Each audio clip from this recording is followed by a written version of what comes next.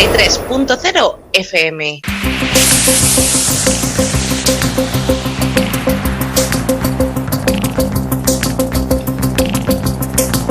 En la frontera del tiempo. Un espacio de ciencia, naturaleza y tecnología del futuro. De lunes a viernes, de 9 a 10 de la noche, a través de la 93.0 de su frecuencia modulada en cadena.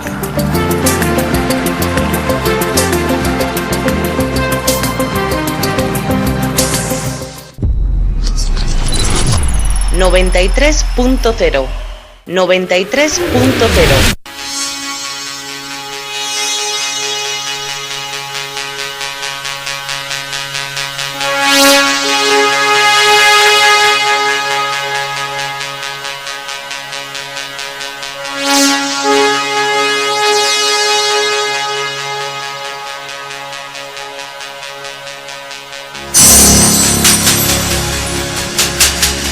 En la frontera del tiempo.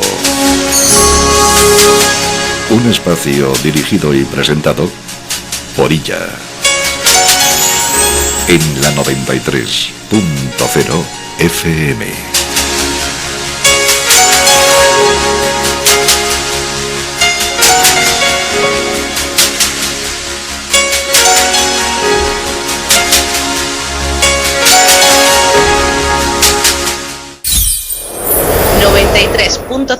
FM. Advertencia de las pirámides. Transición del ciclo de 12.000 años. El comienzo de las catástrofes. La Tierra está al borde del cambio global. ¿Qué sabe el hombre moderno sobre estos cambios? ¿Qué dicen sobre ello en el mundo científico? ¿Qué papel juega la propia humanidad en estos procesos? ¿Qué cataclismos globales tuvieron lugar hace 12.000 años en la Tierra? ¿Qué pruebas de esto existen? ¿Qué dicen los científicos? ¿De dónde apareció el mapa de Piri Reis? ¿Por qué los mamuts se congelaron al instante? ¿La Antártida siempre ha estado ubicada en relación con el Ecuador allí donde está ahora? ¿Qué cambió la faz del planeta? ¿Qué ciclos resultan en cataclismos globales? ¿Qué tipos de ciclos existen en general? ¿Depende la Tierra de los ciclos espaciales? Hola. Hoy en día, el cambio climático global en la Tierra es un hecho obvio. El catastrófico aumento de la actividad sísmica. El número de volcanes en erupción está alcanzando un punto crítico. La línea continental de la Antártida está cambiando completamente debido al constante y rápido derretimiento de los glaciares, tornados y huracanes, inundaciones. Sí, la Tierra está al borde del cambio climático global. Eso es un hecho. Pero, ¿qué sabe el hombre moderno sobre ello? ¿Qué dice el mundo científico al respecto? ¿Qué papel juega la propia humanidad en estos procesos? Les invitamos a averiguarlo todo junto con nosotros. El informe sobre los problemas y las consecuencias del cambio climático global en la Tierra es la realidad absoluta del día de hoy. Solo nos queda constatar que los acontecimientos que se describen en el informe se producen dentro de los plazos establecidos. De hecho, la humanidad no tiene ni siquiera 50 años. Alrededor de hace unos 12.000 años, en la Tierra hubo cataclismos globales, cuyos resultados fueron catastróficos. Hoy en día hay muchas pruebas de esto.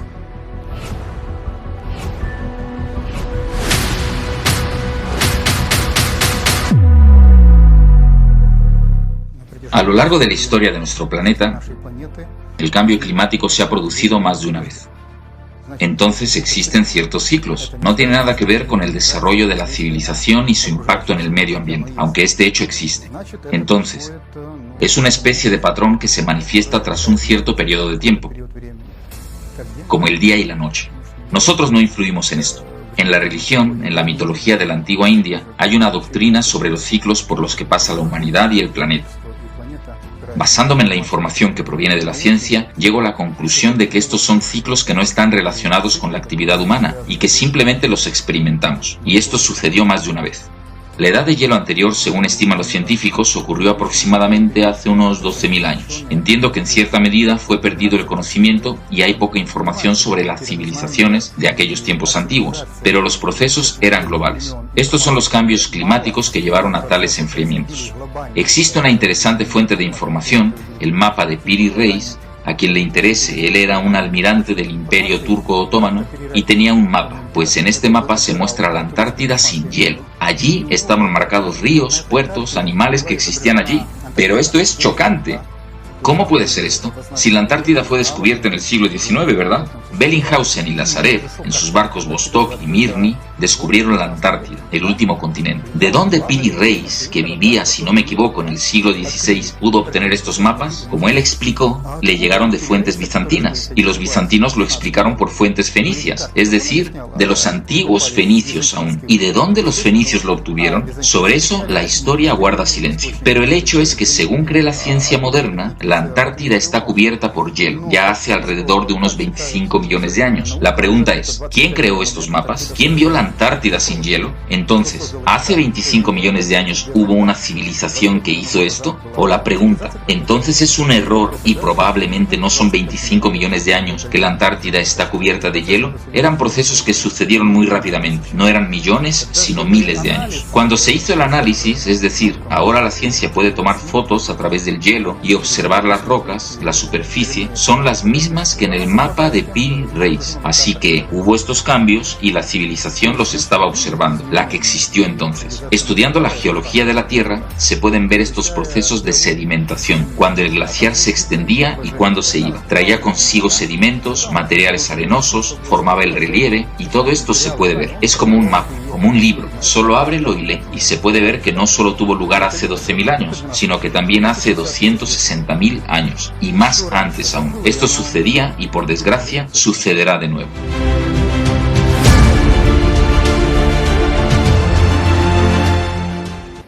Si los polos de la Tierra cambiaran de lugar simultáneamente con el campo magnético, entonces en la geología no habría ninguna prueba de cambio de estos en relación con el núcleo de un planeta. Los egipcios dicen que 3 veces, según registros de su memoria cultural, los caminos centrales no estaban oficialmente marcados. En China hay evidencia clara de que el lugar de la salida del sol estaba cambiando. También se menciona que el sol no fue visible durante varios días. Y hay menciones de que el emperador estaba reuniendo a todos sus asesores para determinar dónde saldría el sol la próxima vez que apareciera. En cualquier caso, como estaba escrito, nadie podía adivinar que esto sucedería exactamente en el este. Así que es bastante difícil ahora entender qué tipo de fenómenos serán estos.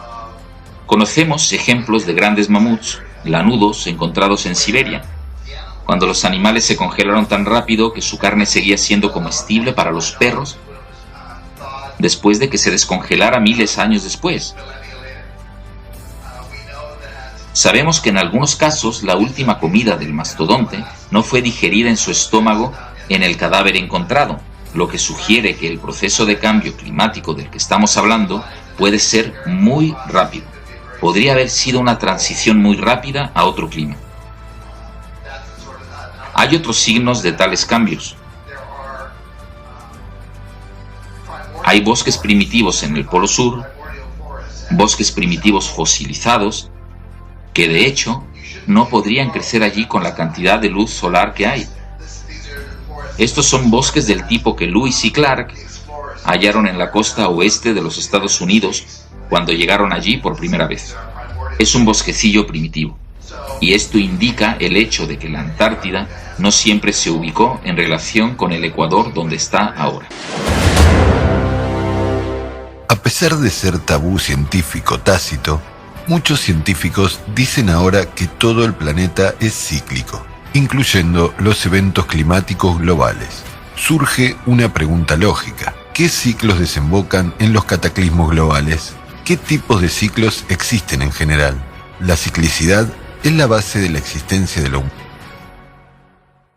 La ciclicidad viene de la palabra griega kyklos, un círculo, un conjunto de fenómenos interrelacionados, procesos que forman un círculo completo de desarrollo durante un cierto periodo de tiempo. ¿Qué procesos cíclicos encontramos en la vida cotidiana? La rotación de nuestro planeta alrededor de su eje, con la duración de una vuelta de 24 horas, crea uno de los ciclos más famosos y cotidianos, el ciclo diario. La rotación de la Tierra alrededor del Sol, con una vuelta de 365 días, provoca un cambio en las estaciones, formando un ciclo anual. También uno de los ciclos conocidos es el mes lunar, que es de la duración del tiempo de una luna nueva a la siguiente luna nueva, que es un poco más de 29 días y medio. Además de los ciclos diarios, estacionales y anuales, en la naturaleza hay ciclos de otra periodicidad.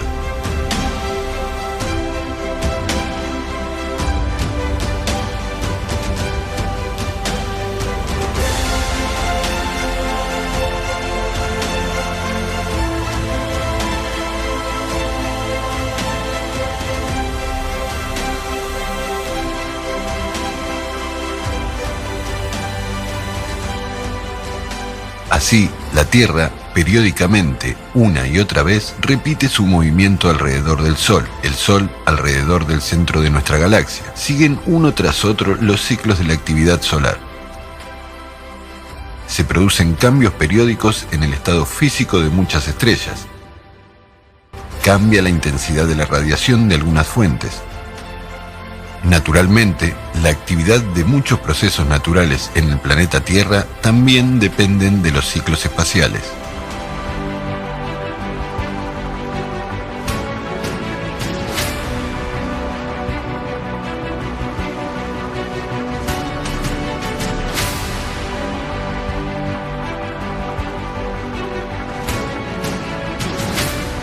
Vladimir Vasilievich Burnonkov estudió los ciclos de desarrollo de la Tierra, astrofísicos, geológicos, biológicos e históricos. Resulta que todos ellos se someten al gran ciclo de cambio de épocas que dura 11.911 años. Este número es múltiplo de los periodos de circulación alrededor del Sol de todos sus planetas con una precisión de centésimas del año terrestre. Baturin Alexander Mikhailovich afirmó que los planetas también giran alrededor de su centro de masa en la dirección perpendicular al plano de su órbita. Como resultado de tal rotación, el planeta Tierra periódicamente da vuelta en el espacio en 360 grados angulares, lo que causa la ciclicidad de los sucesos globales, los desastres globales con un intervalo de 12.166 años. Periódicamente cambia toda la faz de la Tierra, las condiciones naturales, lo que influye directamente en el desarrollo histórico de la humanidad. Kopilov, Igor Petrovich Busuev, Vitaly Vasilievich. Los pequeños semiciclos galácticos de 13.000 años también están asociados con el cambio climático global y otros eventos catastróficos, pero ocurren sin cambio de la polaridad del campo magnético. Los límites de estos ciclos están claramente indicados por el aumento del nivel de los océanos y el cambio climático mundial. Estos acontecimientos se llamaron el diluvio universal. Sobre lo que el diluvio mundial tuvo lugar, la ciencia moderna no tiene dudas. Este suceso ha permanecido en la memoria de los pueblos y está anotado en la Biblia, así como en las antiguas leyendas y mitos. El último diluvio sucedió en el 11º milenio antes de Cristo. Si se añaden 2000 años de nuestra era, entonces ahora es el momento para el nuevo diluvio universal.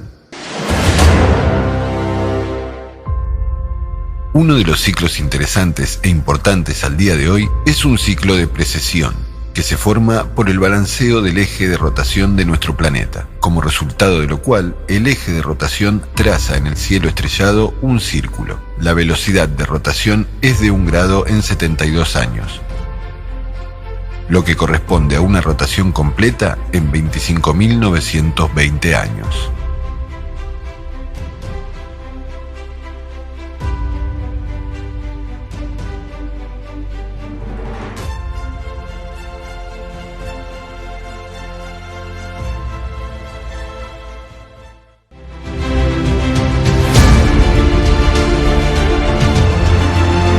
La precesión es el cambio de posición de eje de la Tierra en el espacio. Y hay un ejemplo. Toma una peonza y háganla moverse. Verá que la peonza gira, y lo hace de tal manera que su eje traza un cono. ¿Cómo afecta la precesión al aspecto del cielo estrellado que nosotros, habitantes de la Tierra, observamos desde la superficie del planeta?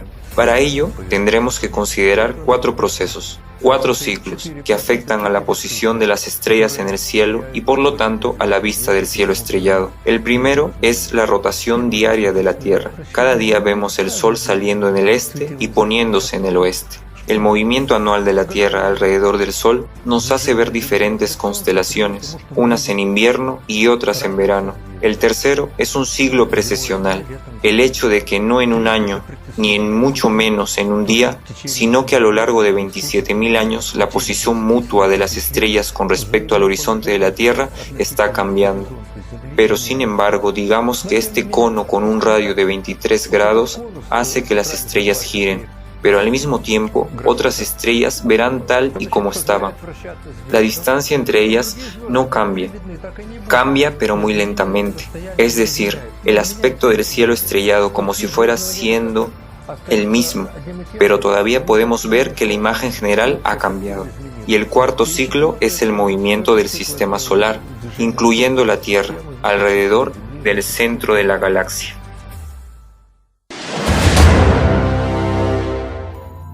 Veamos cómo se ve la precesión para un observador desde la Tierra. Desde los tiempos antiguos, el método más demostrativo y entendible fue la observación del ciclo de precesión mediante el cielo estrellado, más precisamente la observación del cambio de épocas.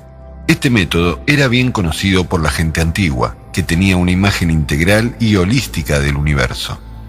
Graham Hancock, y cómo no recordar a las pirámides y la Esfinge, como si fueran diseñadas para llevarnos a entender los grandes cambios que el cielo experimenta durante un largo ciclo precesional. Nos trasladaremos a Egipto, hacia la antiquísima escultura monumental, la Gran Esfinge. ¿Cómo está orientada? La Esfinge mira exactamente al este. ¿Qué tiene de notable esta orientación? Exactamente en el este, con precisión, el Sol sale 2 veces al año, en los días de equinoccio. Podemos decir que la Esfinge siempre mira al punto del equinoccio de primavera en la esfera celestial, siendo una expresión simbólica de este fenómeno. Ahora veamos cómo se ve el cielo en el amanecer del equinoccio de primavera a principios del siglo XXI. Veremos que el Sol sale entre las constelaciones de Piscis y Acuario. Sabemos que es en el umbral de la era de Acuario donde estamos hoy. Si nos trasladamos en el tiempo, hace 2160 años, veremos en el este una imagen ligeramente diferente del horizonte estelar. Nuestro cuerpo celeste se desplazará y va a salir entre las constelaciones de Aries y Piscis. Unos 2160 años más para atrás, nos mostrarán el espacio entre Tauro y Aries, y así sucesivamente. De este modo, la precesión del eje de la Tierra hace que la salida del Sol el día de equinoccio de primavera vaya migrando a lo largo del círculo del zodíaco, cambiando las épocas. ¿Por qué son 2160 años? El hecho es que el círculo completo o el paso del Sol por 12 áreas del cielo, todas las constelaciones de los signos del zodíaco, es el ciclo de precesión, que en total dura 25.920 años, donde una época, respectivamente, dura aproximadamente 2160 años. Hay otro argumento convincente, el resultado de una obra verdaderamente titánica de gran escala, en la que los antiguos representaron la precesión en las construcciones arquitectónicas de culto en la Tierra, en las pirámides egipcias y el complejo Angkor Wat. Son los llamados relojes del tiempo celestial, que indican los tiempos de la encrucijada, los de la elección global de la civilización, conocida hoy en día por muchos como péndulo de Orión-Dragón. Para empezar a verlo, nos quedaremos allí mismo, en la meseta egipcia de Giza, cambiando el punto de observación hacia las grandes pirámides. Las pirámides, Giza. La geometría y las proporciones únicas de estas estructuras de alta ingeniería durante los milenios atraían la atención tanto de simples curiosos como de historiadores, arqueólogos, físicos, astrónomos, arquitectos y tantos otros. Hoy en día, las pirámides son objetos de muchos estudios y discusiones científicas. Aunque fueron construidos en diferentes momentos, su ubicación fue en coordenadas estrictamente definidas, con una precisa orientación durante la construcción a determinadas estrellas. A escala global, esto es una especie de mapa. Los iniciadores de la creación de tales pirámides fueron personas que poseían este conocimiento.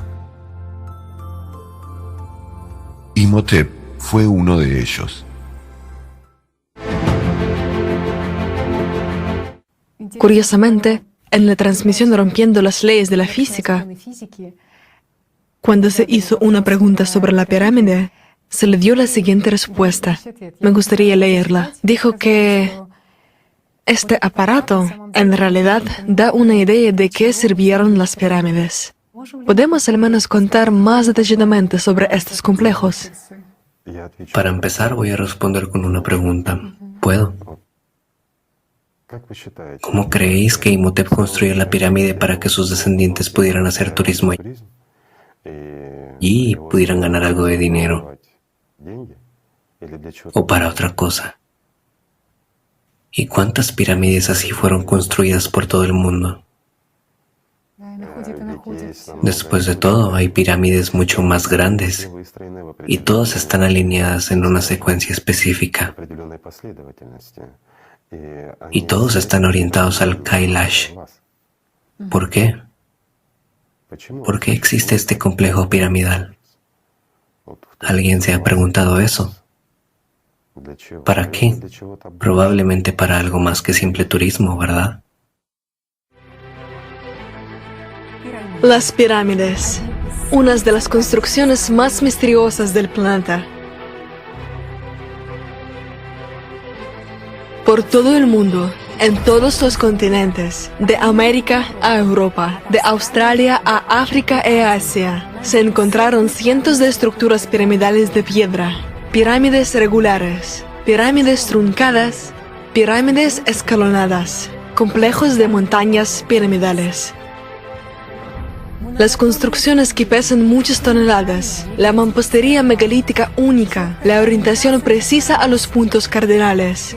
Las pirámides, cuya construcción requería el gasto de enormes fuerzas, tiempo y recursos, así como el conocimiento de las ciencias exactas. Las pirámides se siguen encontrando hasta nuestros días. Algunos están ocultos bajo arena, otros están bajo el suelo, algunos están cubiertos de bosques y otros están cubiertos de agua.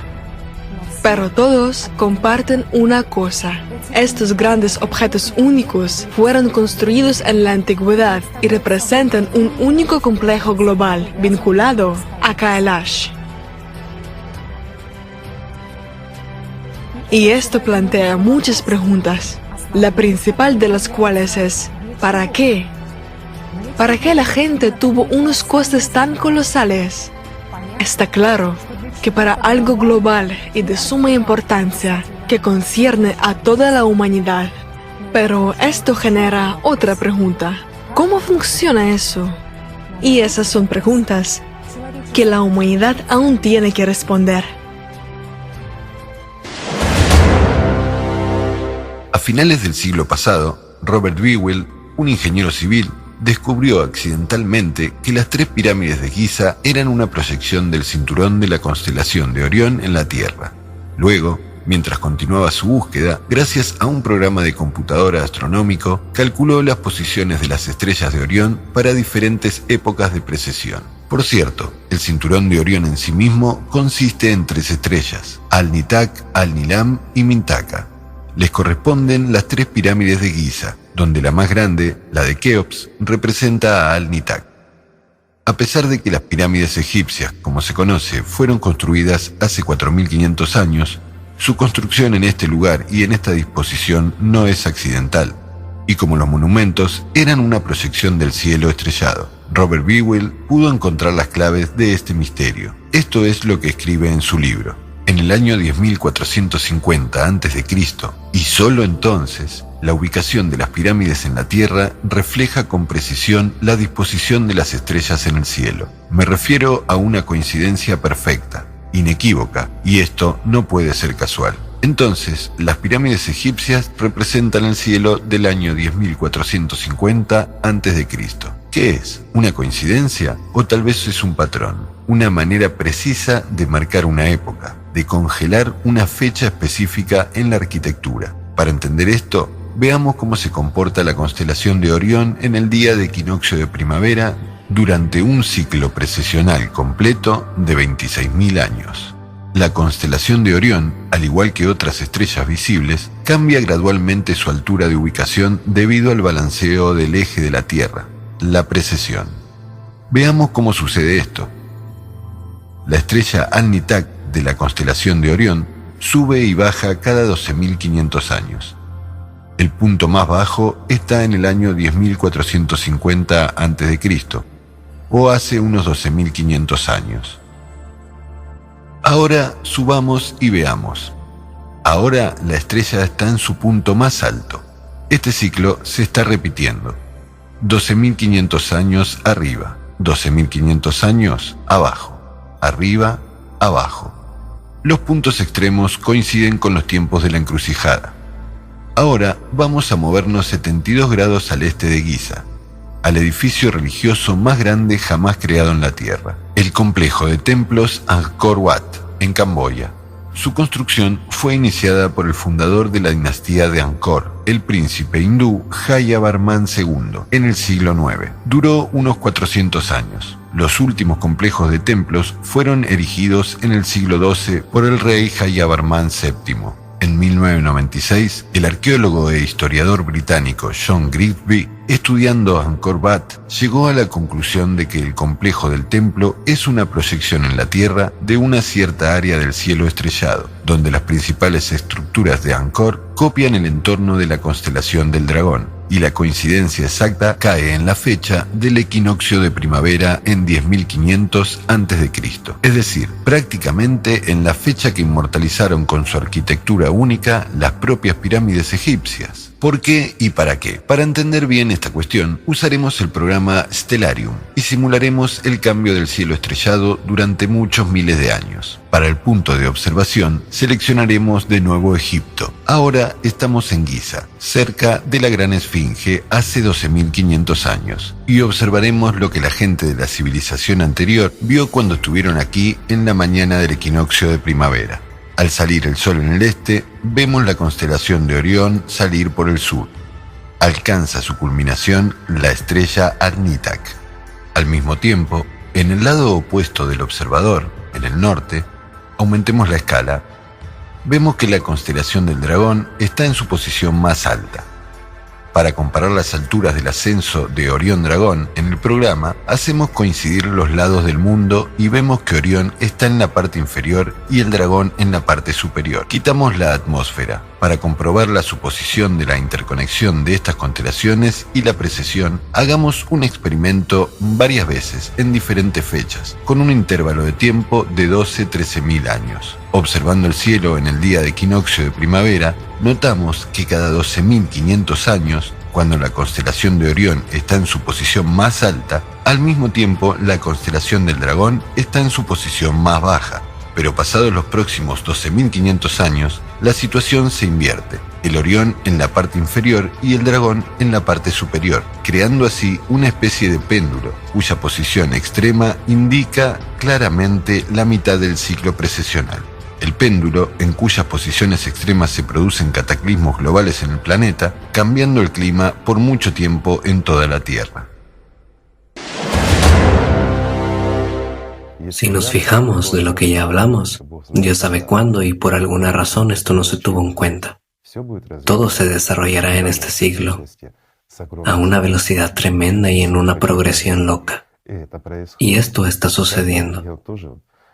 Me encontré con un artículo de que a fines de este siglo, probablemente el nivel del mar se elevará en 1 metro. Chicos, Dios conceda que al final de este siglo quede, aunque sea, digamos, una isla de vida en este planeta. Eso sería maravilloso.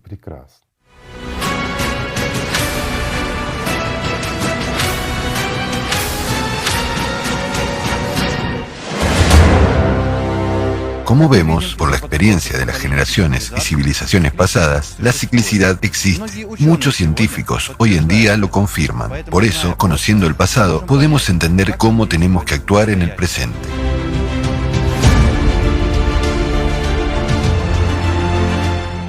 Me gustaría llamar su atención sobre el proyecto Pirámides de Bosnia y el trabajo del Dr. Samuel Usmanagui. Esta pirámide no ha sido ampliamente conocida por algún tiempo porque está completamente cubierta de árboles, lo que sugiere que podría haber sido construida antes del diluvio, y el último diluvio ocurrió durante el periodo del Drías antiguo. Así que la pirámide resultó ser cubierta de cieno, y después de que el agua descendiera, quedaba suficiente suelo en la pirámide para que los árboles crecieran en ella. Es notable que los árboles son de diferentes alturas. Las rocas que estaban dentro se endurecieron como el hormigón de cemento. Es algo especial. Es lo más fuerte que tenemos ahora mismo. Pero entre la tercera y la cuarta capa de estas piedras se encontraron una hoja traída por el viento, y de hecho fue sometida a un análisis de radiocarbono. Y vi un certificado que confirmaba la edad de la pirámide, y la hoja entre las piedras solo pudo ser traída durante la construcción. Bien, la edad es de 38.000 años, ¿entiende? O sea, estos son hechos científicos. El caso es que desmantelaron la estructura antes del último diluvio. Por ejemplo, ¿cómo fue enterrado Göbekli Tepe en la frontera de Siria con Turquía? Antes del diluvio, es decir, ambas construcciones, lo que significa que estos megalitos son mucho más antiguos. Se afirma que Göbekli Tepe tiene 13.000 años de edad. Es mucho más. Era una estructura ceremonial, no una vivienda que jugaba un papel estratégico muy importante. Y debe ser. Alguien supo que el diluvio se acercaba. De lo contrario, no lo habrían inhabilitado todo. Hay muchas áreas inundadas, tomando como ejemplo el mismo camino de Bimini, que tiene, según dicen, origen natural. Pero si realmente lo examinas, se puede ver que es obviamente artificial, porque hay un montón de rocas dispersas a su alrededor. Me sumergí bajo el agua y lo examiné yo mismo. Los valles de los ríos en el fondo del mar de Java. Había ríos allí, el tamaño de la meseta y el borde de las montañas, los restos de elefantes, cocos, árboles exóticos, metales y piedras preciosas. Todo esto está en el fondo del mar de Java, bajo el agua. En el sur de Okinawa, que es la parte sur de Japón, que en realidad es la parte norte de Taiwán, hay un enorme complejo submarino, Yonaguni, y desde el norte de Taiwán se puede ver Okinawa. Esto es exactamente lo que dije antes, que todos ellos podrían estar conectados, y allí hay un complejo realmente masivo de construcciones. Vemos amplias escaleras y arcos, edificios de forma piramidal, etc. Quiero decir, no es posible verlos a todos en una sola inmersión, y no hay posibilidad de que sea de origen natural. Así que probablemente sea una ciudad submarina inundada.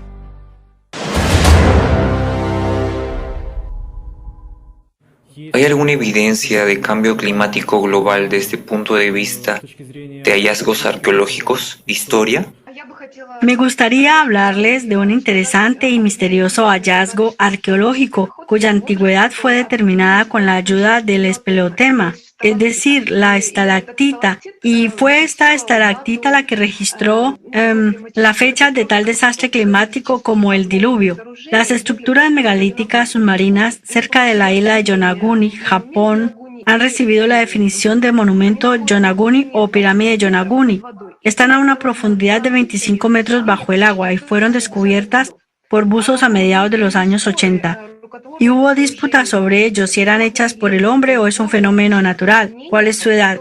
Hay opiniones a las que se adhiere el profesor de geología de la Universidad de Tokio, Teruaki Ishii, que sus terrazas se sumergieron bajo el agua al final de la última edad del hielo, hace más de 10.000 años. Cerca de este monumento fue encontrada una cueva de estalactitas. Ahora está inundada. Se sabe que las estalactitas solo crecen en el continente. Los científicos han descubierto que el crecimiento de las estalactitas se detuvo cuando la cueva se inundó de agua, y sucedió hace al menos 10.000 años. Entonces las estalactitas dejaron de formarse al menos hace 10.000 años. Resulta, esta es la época en la que fue inundado este continente, este monumento, e incluso corresponde a las estimaciones de los científicos sobre los cambios en el nivel de los océanos del mundo. Resulta que las estalactitas, como cronista natural, como una especie de archivo natural, ha fijado la fecha de la catástrofe climática, el diluvio. La erosión del agua es cuando, por ejemplo, el agua se vierte sobre una piedra caliza u otra roca blanda y se divide en los arroyos, finalmente creando canales en la roca. La erosión del viento destruye la roca de otra manera. Esto es similar a un soplador dirigido cuyos flujos de aire soplan los surcos en la roca y ésta se vuelve más porosa. Así que es bastante obvio. Si ustedes estarían allí, y yo he estado ahí durante bastante tiempo, que las superficies han sido erosionadas por la inundación. Definitivamente se ha demostrado, se ha probado científicamente. Es un hecho que la esfinge fue dañada por el diluvio. Así que si miramos estas diferentes estructuras megalíticas, son como un legado del conocimiento de la gente antigua que fue destruido. Quiero decir, parece que algo sucedió que los llevó a la época de las cavernas. En general, eran personas muy inteligentes que estaban restaurando todo después del realmente gran desastre. Por ejemplo, si todo se derrumba ahora mismo y volvemos a la forma de vida primitiva en la que tenemos que crear fuego y mantener así caliente nuestra casa, eso no significa que no hayamos hablado por teléfono móvil 2 días antes, solo significa que perdimos toda esta tecnología durante una catástrofe. Así que, sí, hay evidencia de los cataclismos y por supuesto toma tiempo juntar este magnífico puzzle en una sola pieza. En resumen, 1. Todo en la naturaleza se repite cíclicamente, tanto en el espacio como en la Tierra. 2. El péndulo, como vimos en el gráfico, periódicamente se encuentra en posiciones extremas. Su periodo de oscilación es de unos 12.500 años. 3. El tiempo anterior de la posición extrema del péndulo coincide con el tiempo del diluvio universal, que era el tiempo de la encrucijada para la civilización anterior, Atlántida. Ahora estamos de nuevo en la posición extrema del péndulo, lo que significa que el momento de la encrucijada ha llegado. ¿Qué hemos observado este año? ¿Cuál catastróficamente bajó el nivel del agua en los ríos y en los lagos? Esto está sucediendo prácticamente en todo el mundo, al mismo tiempo que en el otro lugar se está inundando. En Dubái hace poco estaban flotando. Es decir, en un lugar hay demasiada agua, pero en otro lugar no la hay. Pero todos están observando, prácticamente en todo el mundo, que el nivel del agua está disminuyendo. Esto es la física. Bajo la tierra se encuentra una cantidad muy grande de agua, no menos que en la superficie. Pero por alguna razón calculan solo el agua que está en la superficie. Y para que ocurra tal inundación bíblica como la llaman, deberían derretirse los glaciares. El nivel se elevará. Chicos, pero nadie fue alertado del agua que está desapareciendo en algún lugar. ¿Y por qué? Aunque los glaciares se están derritiendo. Los hielos se están derritiendo.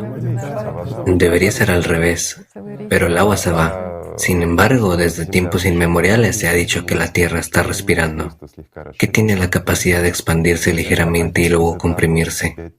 Esta es una de las etapas de los cambios climáticos. Esto señala que el problema está ocurriendo del planeta mismo. Este problema es bastante grave. Como el agua se disminuye y va al suelo, entonces pronto saldrá en volúmenes mucho más grandes. Esto, ¿sabéis? Cuando se acerca un tsunami, antes del tsunami el agua en el océano retrocede de la costa.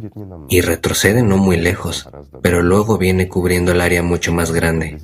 Bueno, más o menos es a lo que nos enfrentamos. Y aquí realmente tendríamos que unirnos. Y lo más interesante es que ahora surgen intentos, aunque durante muchos años hemos estado diciendo que la humanidad debería unirse. Muchos no entienden para qué, cómo, qué podemos hacer juntos. Podemos hacer mucho, mis amigos.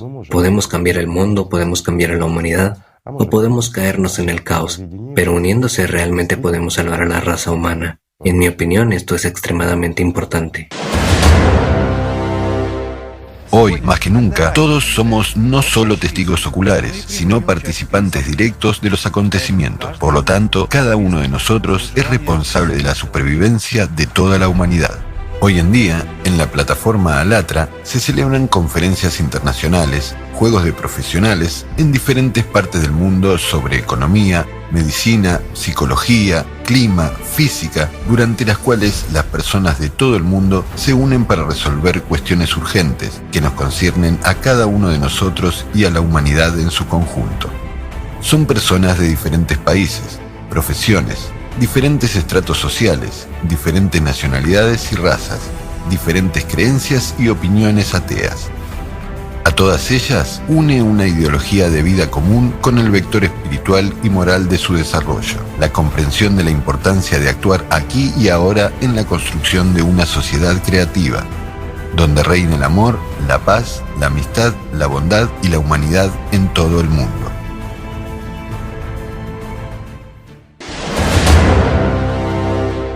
Esta es nuestra oportunidad. Esta es la oportunidad para todos. Que la utilicemos o no depende de cada uno de nosotros. En este caso, precisamente de cada uno de nosotros. Hay mucho que una persona puede hacer ahora mismo. Un ejemplo simple. Si tú, amigo mío, creíste que no es asunto tuyo y que todo esto es una locura, entonces nosotros, toda la sociedad restante, podremos hacer mucho menos sin ti que contigo. Y esto también es verdad. 93.0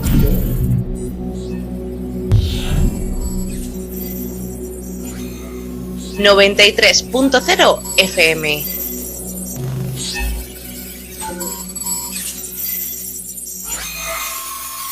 .0. ¿Qué ocurre al final del ciclo de 12.000 años? Los verdaderos científicos saben lo que está pasando con el clima. Con la ayuda de la datación por radiocarbono, pudieron mirar al pasado y descubrir a lo que nuestro planeta ya se ha enfrentado antes, y lo que él y el resto de la humanidad aún tienen que afrontar por primera vez. En este fragmento descubrirás cómo han aprendido los científicos sobre sucesos de hace 12.000, 24.000, 36.000 años y más. ¿Qué explica el carácter cíclico de las catástrofes climáticas en la Tierra? ¿Qué nos espera en los próximos años? ¿Por qué nuestro planeta no pasará el ciclo esta vez? ¿Podemos evitar el desastre inminente?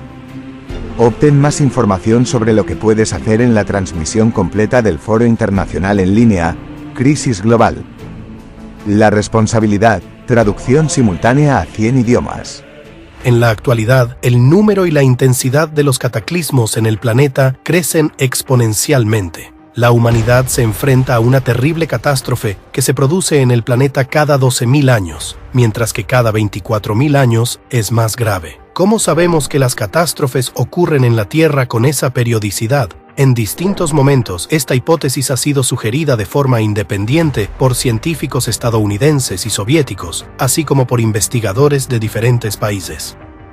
Los científicos modernos pueden reconstruir la historia de la Tierra, estudiando antiguas capas de hielo, conocidas como núcleos, examinando formaciones rocosas, fósiles y diversas capas del suelo. Todo este material es como la crónica del planeta, valiosos registros de cómo ha cambiado el clima de la Tierra a lo largo de milenios. Gracias a estos estudios, los científicos se han dado cuenta de que los cambios que se producen hoy en nuestro planeta, como los repentinos picos de temperatura y el deshielo de los glaciares, el aumento de la actividad volcánica, el aumento del número e intensidad de los terremotos, la deriva de los polos magnéticos, acompañada de un debilitamiento del campo magnético, ocurrieron hace 12.000 años.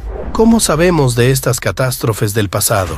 Dejaron tras de sí una capa de destrucción conocida como horizonte de Uselo. Esta capa, compuesta de hollín y carbón de madera y de entre 5 y 15 centímetros de espesor, se ha encontrado en los territorios de 10 países, a través de 4 continentes.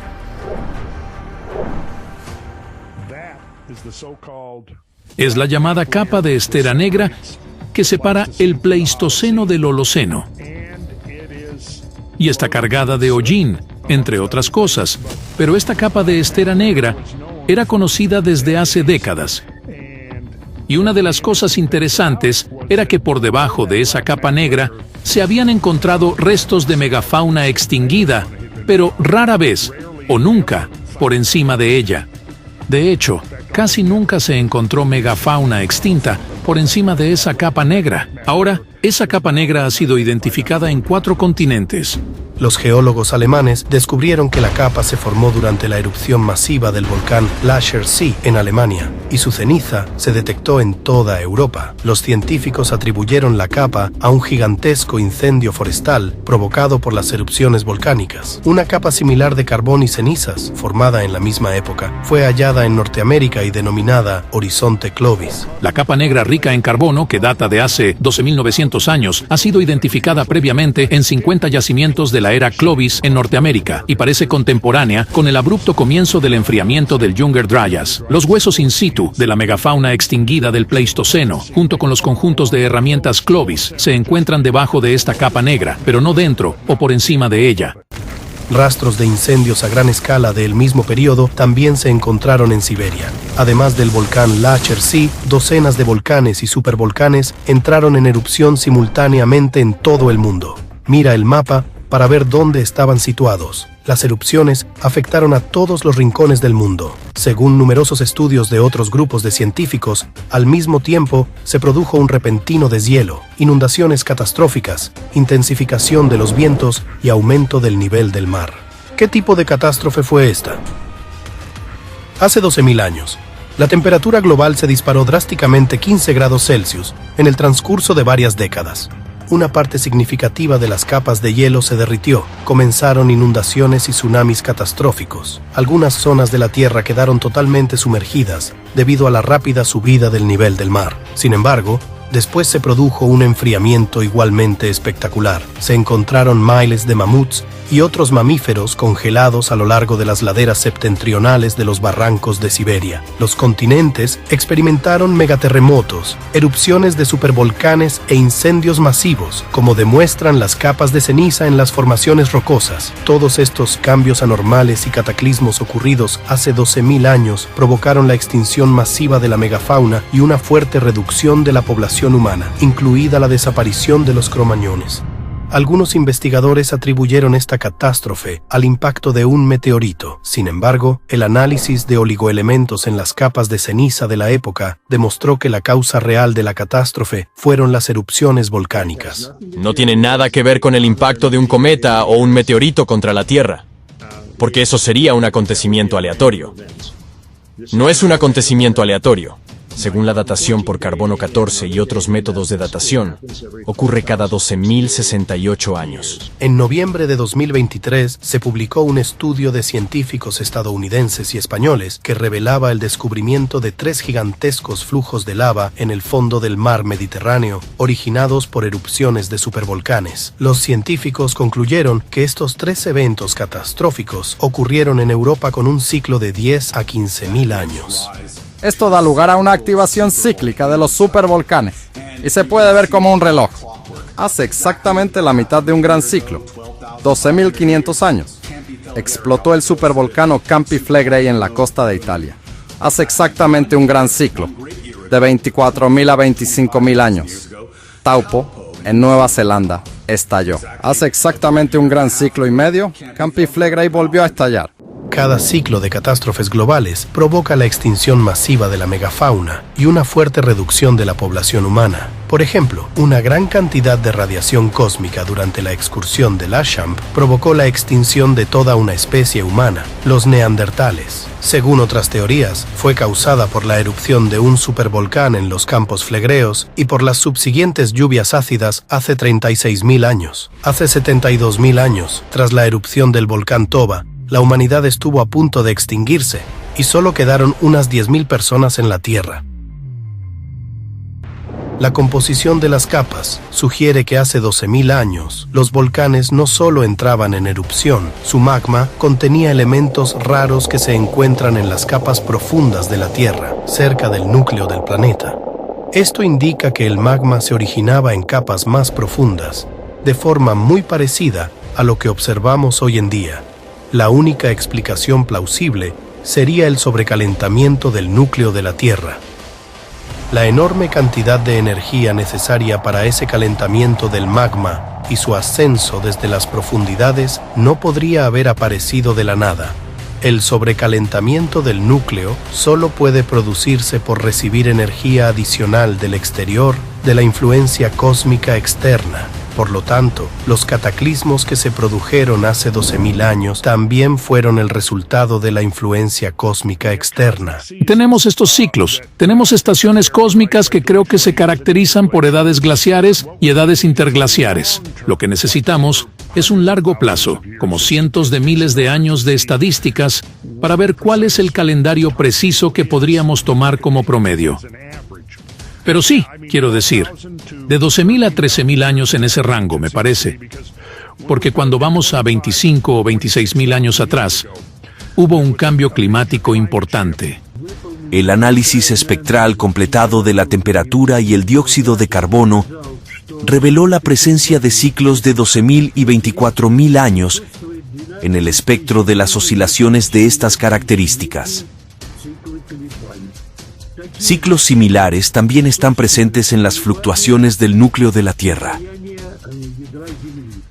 Se llegó a la conclusión de que estos ciclos están asociados a factores cósmicos.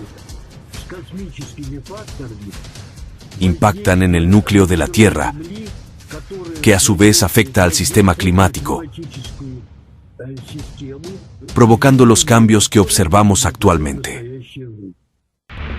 Otra consecuencia del sobrecalentamiento del núcleo, tanto hoy como hace 12.000 años, fue el debilitamiento del campo magnético y la deriva de los polos magnéticos.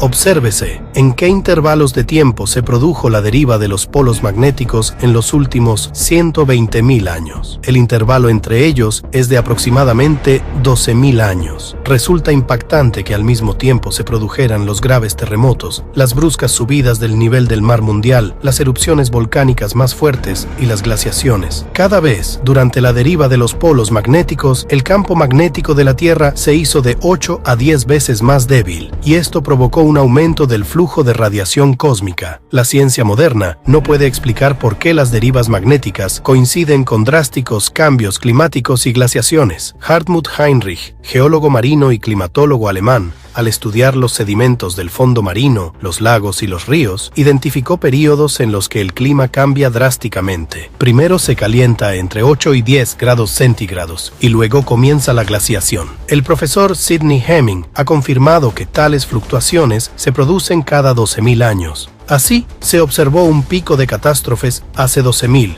24.000 años, e incluso antes, hace 36.000, 48.000, 60.000 y 72.000 años. Así, podemos ver que la intensificación de las catástrofes en la Tierra se producen cíclicamente cada 12.000 años. Esto implica que la influencia cósmica que proporciona energía adicional al núcleo de nuestro planeta afecta a la Tierra una vez cada 12.000 años. Así que ahora sabemos que cada 12.000 años ocurren los siguientes acontecimientos en el planeta: erupciones volcánicas catastróficas, cambios bruscos de las temperaturas atmosféricas, intensificación de vientos y huracanes, cambio del nivel global del mar e inundaciones a gran escala, deshielo de los glaciares seguido de una glaciación abrupta, desplazamientos de los polos magnéticos y debilitamiento del campo magnético terrestre. Cabe señalar que cada ciclo de 24.000 años se caracteriza por cataclismos aún más graves. La mala noticia es que hoy en día no solo estamos viviendo durante el tiempo de la influencia cósmica externa, estamos viviendo durante el ciclo de 24.000 años, que es aún más destructivo. Entraremos de lleno en este ciclo en el año 2024. Esto significa que la energía que afecta al núcleo del planeta y la intensidad de los cataclismos destructivos aumentarán significativamente. Esta influencia cósmica cíclica puede compararse a una linterna en la niebla, en la oscuridad. Hay un haz de luz concentrado y una iluminación dispersa a su alrededor. Solo la parte dispersa de esta luz cósmica está llegando ahora a la Tierra. El rayo concentrado ni siquiera nos ha tocado aún, y estamos ya presenciando un rápido aumento en el número e intensidad de los cataclismos. Solo va a empeorar a partir de ahora. Sin embargo, a pesar de que el planeta lleva millones de años atravesando ciclos de catástrofes, el ciclo actual puede ser el último para él. El océano fue un mecanismo clave que permitió a nuestro planeta pasar por un ciclo de cataclismos. Disipaba de forma natural el calor del interior de la Tierra, pero ahora los humanos han añadido plástico e hidrocarburos al océano debido a los derrames de petróleo. Empezamos a hacer algo que a nadie se le había ocurrido antes: producir hidrocarburos sintéticos, lo que conocemos como plástico. Antes de nosotros, no había plástico en el océano. Y a partir de los años 50, todo el plástico producido en el planeta acabó tarde o temprano en el océano. Como el plástico no se biodegrada ni se descompone en el medio ambiente, se queda tal cual. Una parte importante simplemente se descompone en partículas diminutas, conocidas como microplásticos y nanoplásticos. Estas partículas impregnan toda la profundidad del océano. Prácticamente cada gota del océano contiene partículas nanoplásticas. Debido a su composición específica, los microplásticos tienen una propiedad única: perturban la conductividad térmica del océano. Así que la causa de la alteración de la función del océano es el factor antropogénico, y más concretamente es el plástico que hemos creado y que ahora está por todas partes en el océano. Y en lugar de eliminar el calor, el océano se ha convertido en una manta gruesa para nuestro planeta, y el planeta es exactamente lo que necesita ser enfriado. Esto hizo que el océano dejara de enfriar eficazmente el interior de la Tierra, excesivamente calentado por el núcleo durante la influencia cósmica cíclica. Esta es exactamente la razón del aumento del número de explosiones en el interior del manto, que registramos como terremotos de foco profundo. Es la primera vez que esto ocurre a tal escala en toda la historia del planeta.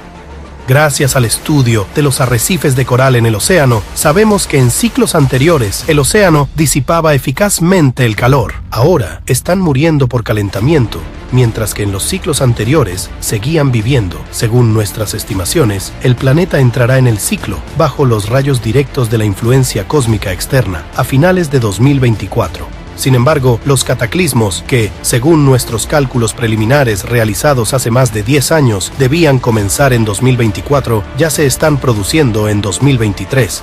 Por desgracia, los cataclismos están superando nuestras optimistas previsiones sobre el tiempo que nos queda. Basándonos en todos los hechos y datos recopilados, se puede afirmar con seguridad que estamos entrando en una era de inmensas catástrofes de una potencia y escala sin precedentes. 93.0 FM.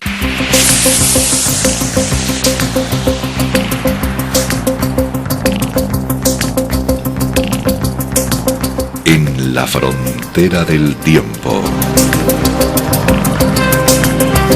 Un espacio de ciencia, naturaleza y tecnología del futuro. De lunes a viernes, de 9 a 10 de la noche, a través de la 93.0 de su frecuencia modulada en cadena.